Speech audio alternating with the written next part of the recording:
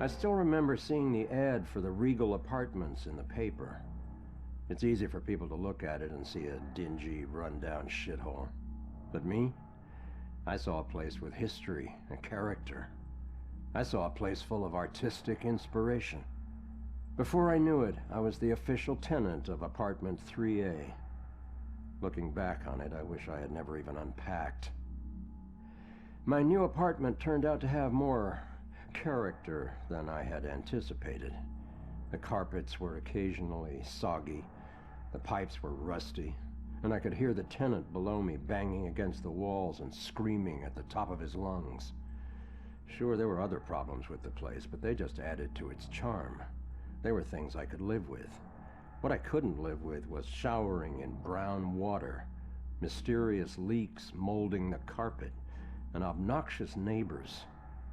I called the plumber, who arrived just as I was about to have a word with the people downstairs. When I showed him the wet spots on the carpet, he scratched his head and explained that nothing was leaking, and that the reason for the wet spots was most likely due to me spilling something and not realizing it. Did this guy take me for an idiot? I never spilled a thing.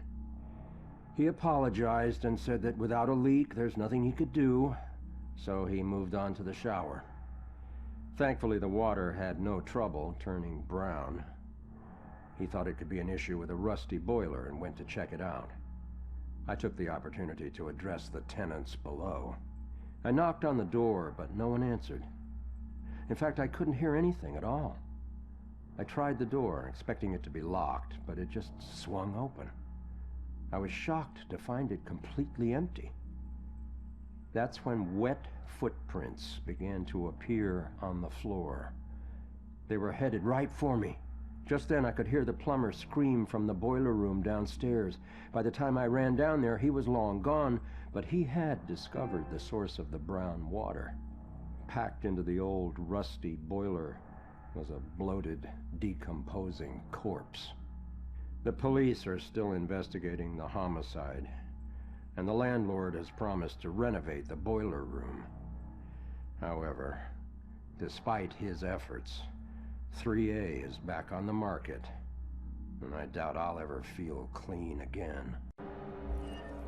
Well, it was somewhere around noon on a Sunday when I got a call from the pastor. He was looking for someone to fix up the old church. It had been sitting up on that hill, abandoned for over 40 years. After getting hit by lightning back in '98, it suffered a bunch of fire damage. So, of course, I agreed to help. I knew something was wrong the second I stepped inside. As an inexplicable chill came over me.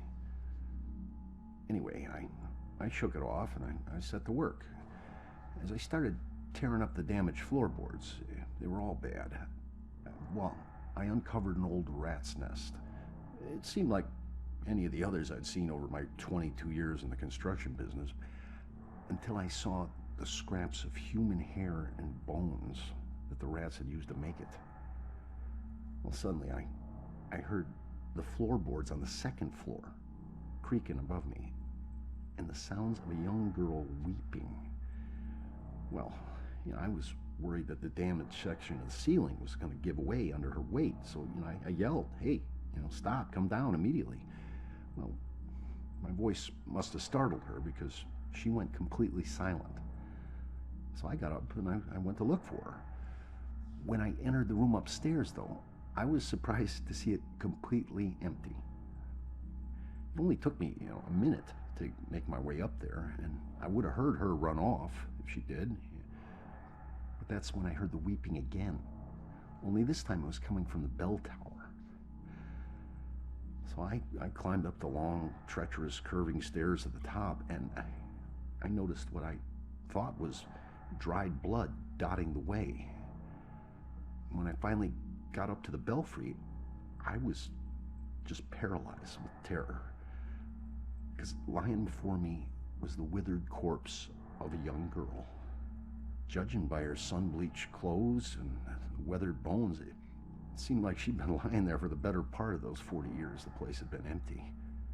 The rats, they picked her bones clean. I took off running. I didn't stop until I got all the way to town. The ravages of time made it impossible for the authorities to get any identity on this girl. It seems Salem will never know who killed her. Some people still claim to hear her weeping there.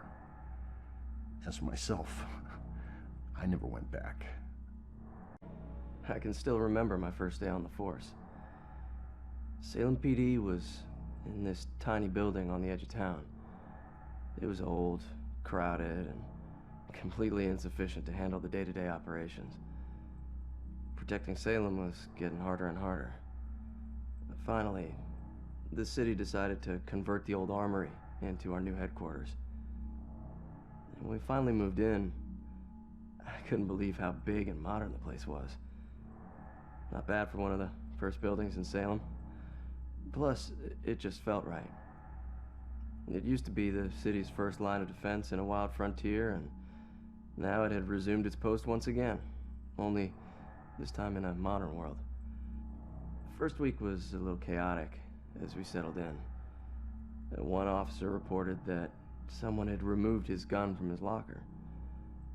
It took him 20 minutes to track it down, and when he did, he found it leaning against the wall in one of the unoccupied offices. Also, the late-night station operator reported a strange phone malfunction. Occasionally, when someone would call in to report a shooting, the recording would just stop. The call would cut out, and the voice of the panicked caller would just loop over and over again until the phone was unplugged. Soon it was pretty clear that these strange occurrences weren't just honest mistakes or faulty phone lines. One evening, the medical examiner came running down the hall in tears. She noticed that her scalpels and other tools had gone missing. She went to get more from the cabinet, but stopped cold at what she saw in the reflection. A ghostly silhouette of a Civil War soldier was standing over one of the corpses. She spun around. It was gone. She barely noticed how cold the room had gotten before running off. Of course, the guys didn't believe her. Hell, I didn't either, till I saw it with my own eyes. I was working late and got up to get more coffee. As I rounded the corner, I saw it in the reflection of the trophy case. It was staring right at me. He lifted an old, ghostly rifle and pulled the trigger. The trophy case fractured into a spider web of cracked glass, and I took off running. The captain didn't believe me and docked my next paycheck to replace the glass. I didn't care if people thought I was crazy. I know what I saw. People sometimes ask me if anyone else has seen it since, or if the specter still roams the halls. I always tell them the same thing. I wouldn't know. I transferred to Boston.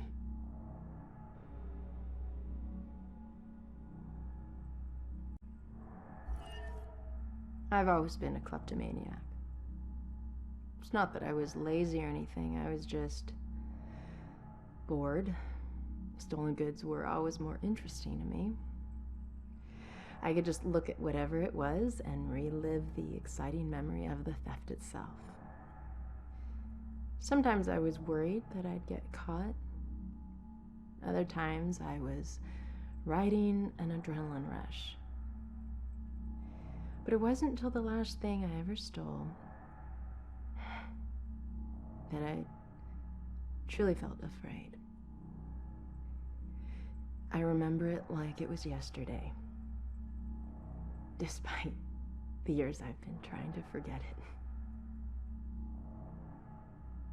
My friends and I snuck into a graveyard to drink a few beers like we normally did on a boring weeknight. We headed for our usual spot, an old run-down mausoleum. Only this time it was locked. It seemed someone had finally taken an interest in the dead guy it belonged to and didn't appreciate us partying there. So we split up and went looking for a new place.